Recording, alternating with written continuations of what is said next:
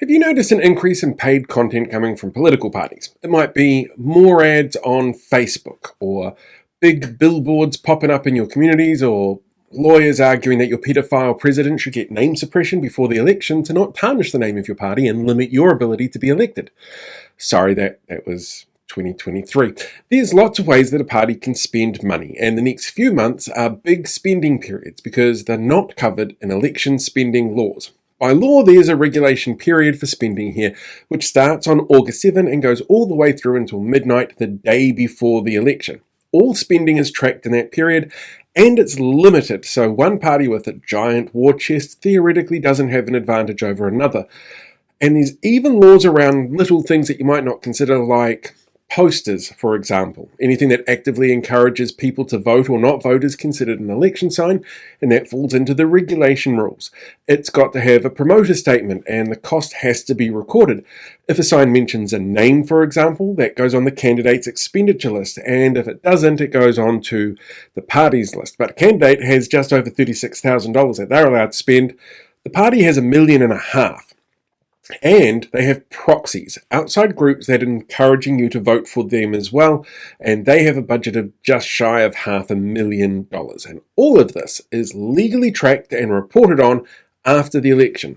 It's how we know, for example, the numbers that have been raised this year, that the biggest assholes who seem to have companies in the fields that get hit the most by the recession are the ones who are telling people who are poor to go fuck themselves that, hey, here, coalition, have a whole bunch of money. Or how we know that the conspiracy-aligned rural lobby group Groundswell spent $141,000 at the last election on the company that produces the TPU Curia poll to promote the parties they wanted elected. And yet media still launder their polls like it comes from a completely unbiased source. Anyway, before that period, there's no limitation rules. There's no tracking, and some big numbers in bank accounts of right-wing parties burning a hole in their wallets. They know that they have to spend now, and they know that they have until August 6th to spend it. A standard-sized billboard will cost you between $3 and $8 a month. A giant one like this on a high-profile road, that's going to cost between $15 and $30 a month. $15 is how much National have spent so far on meta advertising in the last month. I think just over $3 in the last week alone. And that's just the start, okay? Right now, it's about awareness, and the campaigns are going to be built around maintaining that awareness.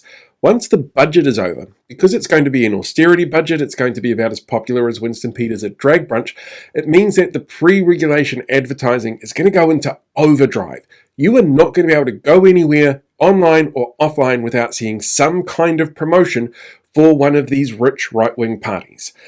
So does it actually work? Well, the answer to that kind of depends on a range of factors. Academics like Levitt and Gerber and Green say that for an incumbent, a big spend is actually a pretty low impact way to get votes. For a new phase, it can actually make a huge difference in terms of name recognition. And when you're seeing a heap of billboards that do comparisons, like National are clearly doing, because that's what their entire campaign has been based on so far, there's two different ways that it actually backfires on them. The first is this comparative style actually negates each other in the eyes of the audience. And secondly, red is a colour more closely associated with memorable brands that are designed to be fun and stand out in advertising. That's why you'll see it on places like McDonald's or Burger King, Netflix, Watties. Most of the most recognisable brands in the world use red in their colour scheme somewhere.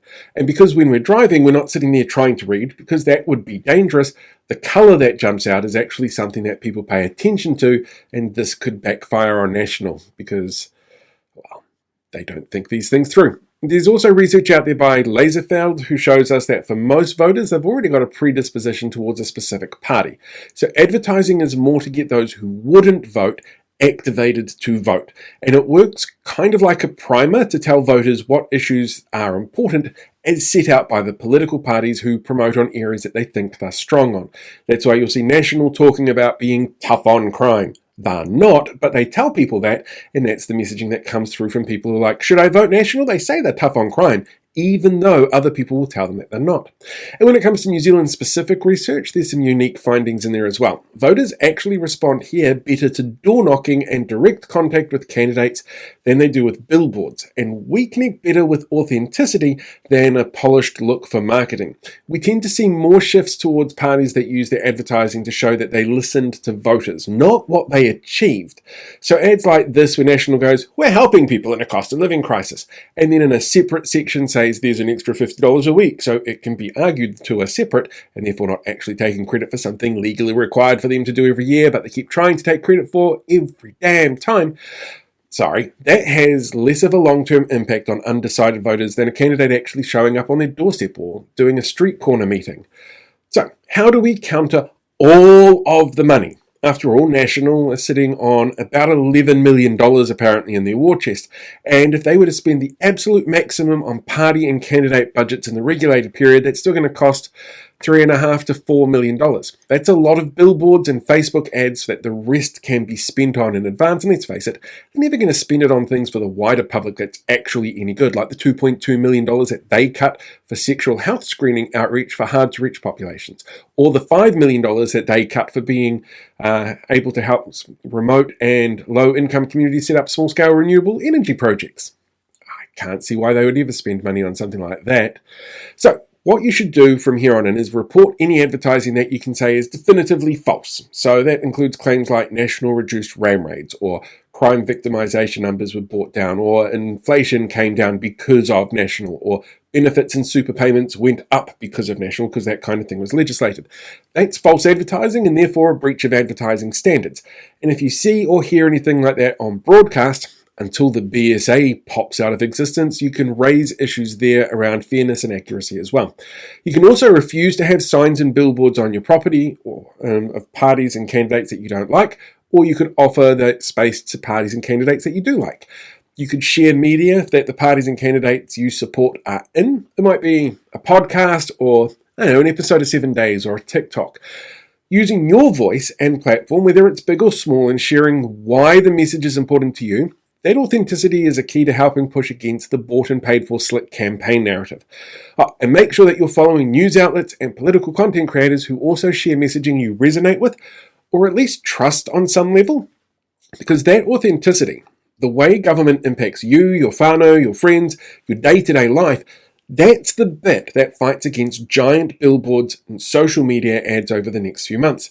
That's going to be more important than ever to get out there. And remember that no matter how much money they spray at advertising, or pour into billboards that make no sense, or pump out Facebook ads, or launder campaigns through lobby group AstroTurfs and hire the most expensive online trolls and bots, their vote is still as powerful as yours, but they need your vote. And that gives you a lot more influence going into the election. Oh, hey there, podcast listeners. Thanks for checking out today's podcast, whether that's on video or audio. I really appreciate it. And I did finally get around to doing a podcast end tag, which I've been meaning to do for a while instead of just taking you onto the Facebook version. So while you're here, why not hit that subscribe button so that you can get updates coming in directly every time there's a new episode uploaded. Just seems like a really simple way to keep up to date with all of the crazy that's going on. So yeah, give that a shot and I'll talk to you soon.